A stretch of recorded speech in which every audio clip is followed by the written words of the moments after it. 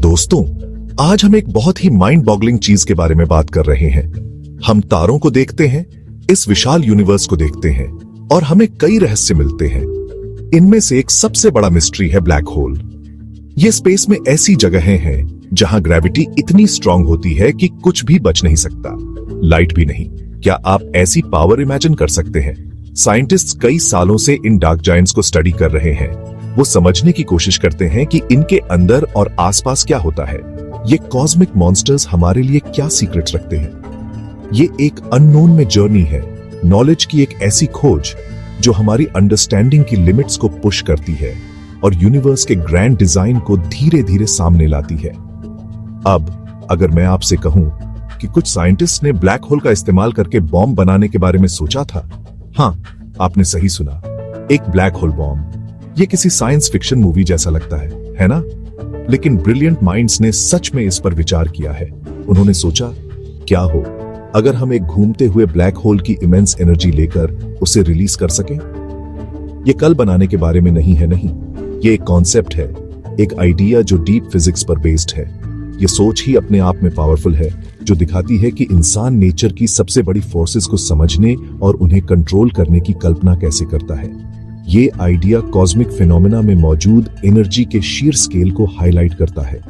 Imagine कीजिए एक घूमता हुआ ब्लैक होल। अब इमेजिन कीजिए कि उसके चारों ओर बड़े बड़े मिरर्स लगा दिए जाएं। क्या होगा? कुछ थ्योरीज के अनुसार यह सेटअप यूनिवर्स का सबसे डिस्ट्रक्टिव वेपन बन सकता है। घूमता हुआ ब्लैक होल एनर्जी बाहर फेंकेगा, मिरर्स इस एनर्जी को वापस ब्लैक होल की तरफ रिफ्लेक्ट करेंगे। ये प्रोसेस बार बार रिपीट होगा, हर बार एनर्जी और स्ट्रांग होती जाएगी। तो वेव्स एक घूमते हुए ब्लैक होल से एनर्जी कैसे चुरा सकती है?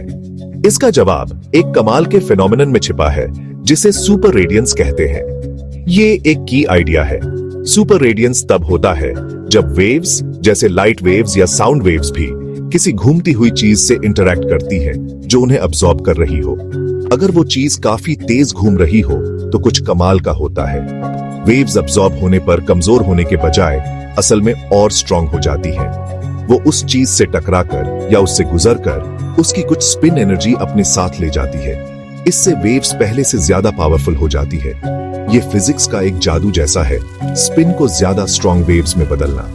ब्लैक होल्स के आसपास के एरियाज को एक्सप्लोर करने वाले पहले महान थिंकर्स में से एक थे सर रॉजर पेनरोज। उन्हें अपने काम के लिए नोबेल प्राइज मिला। पेनरोज ने घूमते हुए ब्लैक होल के चारों ओर एक स्पेशल रीजन बताया जिसे एर्गोस्फीयर कहते हैं। इस एर्गोस्फीयर के अंदर स्पेस खुद ब्लैक होल के स्पिन से खींचता है। उन्होंने इमेजिन किया कि एक पार्टिकल इस एर्गोस्फीयर में एंटर करता है और दो हिस्सों में बंट जाता है। एक हिस्सा नेगेटिव एनर्जी वाला ब्लैक होल में गिर जाएगा। इससे असल में ब्लैक होल की स्पिन एनर्जी कम हो जाएगी। दूसरा हिस्सा बच निकलेगा और उसके पास ओरिजिनल पार्टिकल से भी ज्यादा एनर्जी होगी। यह एक बड़ा क्लू था कि घूमते हुए ब्लैक होल से सच में एनर्जी निकाली जा सकती है।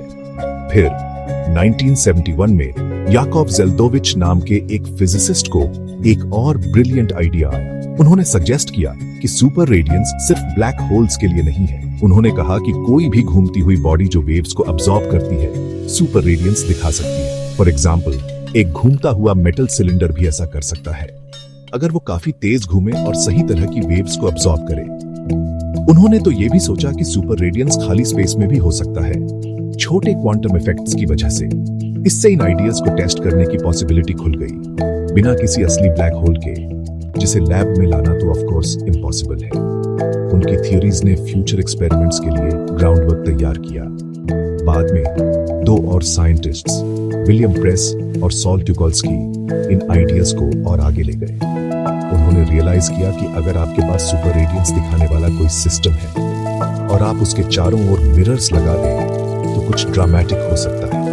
एम्पलीफाइड वेव्स मिरर्स से रिफ्लेक्ट होकर वापस घूमती हुई चीज पर जाएंगी। वो फिर से एम्पलीफाइड होंगी, फिर रिफ्लेक्ट होंगी एंड सो ऑन। एनर्जी का ये कंटिन्यूअस बिल्डअप ही ब्लैक होल बॉम्ब टर्म तक ले गया। अब दोस्तों, आप सोच रहे होंगे ये सब तो थ्योरी है, क्या हम इन वाइल्ड आइडियाज को टेस्ट भी कर सकते हैं? हाल ही में साइंटिस्ट्स की एक टीम ने कुछ अमेजिंग किया। यूनिवर्सिटी ऑफ साउथहैम्पटन के हेनरिक अल्ब्रिख्ट की लीड में उन्होंने एक लैबोरेटरी में ब्लैक होल बॉम्ब का प्रिंसिपल दिखाने की कोशिश की। ऑफ कोर्स उन्होंने असली ब्लैक होल का इस्तेमाल नहीं किया, वो तो इम्पॉसिबल और बहुत ज्यादा डेंजरस होता। इसके बजाय उन्होंने एक बहुत सिंपलर सेटअप इस्तेमाल किया जो याकोव जेल्डोविच के रोटेटिंग सिलेंडर्स वाले आइडिया से इंस्पायर्ड था। उनका गोल ये देखना था कि क्या वो सुपर रेडियंस जो की प्रोसेस है यहीं अर्थ पर एक कंट्रोल्ड तरीके से डेमोन्स्ट्रेट कर सकते हैं, जो एक बहुत बड़ा स्टेप है। उनका एक्सपेरिमेंट कैसा दिखता था, ये काफी क्लेवर था। उन्होंने एक मेटल सिलेंडर लिया, उन्होंने इस सिलेंडर को बहुत बहुत तेज घुमाया। सिलेंडर के चारों ओर उन्होंने स्पेशल कॉइल्स, कैपेसिटर्स और रेजिस्टर्स लगाए। इन पार्ट्स ने एक मैग्नेटिक फील्ड बनाया। ये उन मिरर्स की तरह भी काम कर रहे थे जिनके बारे में हमने ब्लैक होल बॉम्ब कॉन्सेप्ट में बात की थी। ये मिरर्स इलेक्ट्रोमैग्नेटिक वेव्स को घूमते हुए सिलेंडर की तरफ वापस रिफ्लेक्ट करने के लिए डिजाइन किए गए थे। आइडिया ये देखना था कि क्या घूमता हुआ सिलेंडर इन वेव्स को एम्पलीफाई कर सकता है, ठीक वैसे ही जैसे एक घूमते हुए ब्लैक होल के बारे में थ्योरी है। ये एक छोटा सेटअप था, लेकिन इसके पीछे बड़े साइंटिफिक सवाल थे। और रिजल्ट क्या था? क्या ये काम किया? हाँ, किया। रिसर्चर्स की टीम ने ध्यान से काम करते हुए ऑब्जर्व किया कि उनके सेटअप में इलेक्ट्रोमैग्नेटिक वेव्स सच में स्ट्रांग हो गई। उन्होंने देखा कि उनके सर्किट में वोल्टेज एक्सपोनेंशियली बढ़ा, ठीक वैसे ही जैसे जेल्डोविच ने सुपर रेडियंस के लिए प्रेडिक्ट किया था। ये एक बड़ा मोमेंट था। इसे इस ब्लैक होल बॉम्ब प्रिंसिपल के इलेक्ट्रोमैग्नेटिक वर्जन का पहला लैबोरेटरी डेमोन्स्ट्रेशन क्लेम किया गया। उन्होंने एक छोटे तरीके से यह दिखाया था कि सुपर रेडियंस आइडिया के पीछे की बेसिक साइंस सही थी। ये कॉन्फर्मेशन उन फिजिसिस्ट्स के लिए बहुत इंपॉर्टेंट है जो इन कॉम्प्लेक्स थ्योरीज को स्टडी करते हैं। लेकिन इससे पहले कि कोई वरीड हो, मैं एक बात बहुत क्लियर कर दूं। लैब में उन्होंने जो बॉम्ब बनाया वो कोई वेपन नहीं था, बिल्कुल नहीं। इस लैबोरेटरी एक्सपेरिमेंट ने भले ही छोटा था, हमें बहुत कुछ सिखाया है। इसने कंफर्म किया कि सुपर रेडियंस का आइडिया सिर्फ पेपर पर ही नहीं बल्कि एक रियल फिजिकल सिस्टम में भी काम करता है। साइंटिस्ट्स ने कुछ और भी देखा जो थ्योरी ने प्रेडिक्ट किया था।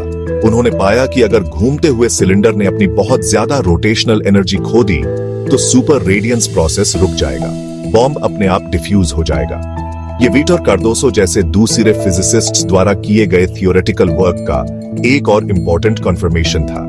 ये दिखाता है कि इन सिस्टम्स की नेचुरल लिमिट्स होती है जिसे समझना अच्छा है। ये और स्टडीज के लिए एक सॉलिड बेस देता है। इस छोटे से एक्सपेरिमेंट में इतनी बड़ी बात क्या है? वेल, ये दिखाता है कि कभी-कभी फिजिक्स के फंडामेंटल आइडियाज को टेस्ट करने के लिए आपको बड़ी महंगी मशीन्स की जरूरत नहीं होती। ये एक्सपेरिमेंट काफी सिंपल था और इसमें आसानी से मिलने वाले पार्ट्स इस्तेमाल हुए, जैसे इंडक्शन मोटर के कंपोनेंट्स। फिर भी इसने ब्लैक होल्स और स्पेस टाइम के फैब्रिक से जुड़े कॉन्सेप्ट्स को छुआ। ये उम्मीद देता है कि ऐसे और क्लेवर एक्सपेरिमेंट्स हमें यूनिवर्स के सीक्रेट्स खोलने में मदद कर सकते हैं। रिसर्चर्स में से एक मरिया चियारा ब्राइडोटी ने बताया कि कैसे उन्हें एक्सपेरिमेंट को काम कराने का एक सिंपल तरीका मिला, जो उनके लिए एक की ब्रेक थ्रू था। तो फ्यूचर की उम्मीदें क्या हैं? ये रिसर्च ब्लैक होल फिजिक्स की बहुत गहरी अंडरस्टैंडिंग तक ले जा सकती है। अगर हम सुपर रेडियंस को बेहतर ढंग से समझें तो हम शायद ब्लैक होल्स को जायंट पार्टिकल डिटेक्टर्स के रूप में भी इस्तेमाल कर सकेंगे। कुछ थ्योरीज बताती हैं कि यूनिवर्स में नए अनडिस्कवर्ड पार्टिकल्स हो सकते हैं, जैसे एक्सियंस। अगर ये पार्टिकल्स मौजूद हैं तो वे घूमते हुए ब्लैक होल्स के चारों ओर सुपर रेडियंट सिग्नल्स बना सकते हैं। इन सिग्नल्स को ढूंढकर हम पोटेंशियली इन नए पार्टिकल्स को खोज सकते हैं। प्रोफेसर अल्ब्रेख्ट खुद इस एक्सपेरिमेंट का एक क्वांटम वर्जन करने की प्लानिंग कर रहे हैं, ये देखने के लिए कि क्या सुपर रेडियंस सिर्फ वैक्यूम फ्लक्चुएशन से हो सकता है। और भविष्य में और भी आगे देखें तो शायद दशकों बाद ये रिसर्च लाइन कुछ सच में रेवोल्यूशनरी आइडियाज को एक्सप्लोर कर सकती है। ऐसा ही एक आइडिया है स्पेस के वैक्यूम से एनर्जी जनरेट करना। इमेजिन कीजिए क्लीन एनर्जी का एक कभी न खत्म होने वाला सोर्स। ये ऑफ कोर्स एक बहुत दूर का सपना है, लेकिन साइंस छोटे कदमों से शुरू होती है। इस जैसे एक्सपेरिमेंट्स के साथ रोटेशन से और शायद वैक्यूम से भी एनर्जी कैसे निकाली जा सकती है, ये समझकर हम उन पॉसिबिलिटीज के दरवाजे खोलते हैं जिनकी हम आज कल्पना भी मुश्किल से कर सकते हैं। ब्लैक होल बॉम्ब प्रिंसिपल का ये लैब डेमोन्स्ट्रेशन कोई एंड पॉइंट नहीं है, बल्कि नॉलेज की हमारी खोज में एक फैसिनेटिंग नई शुरुआत है।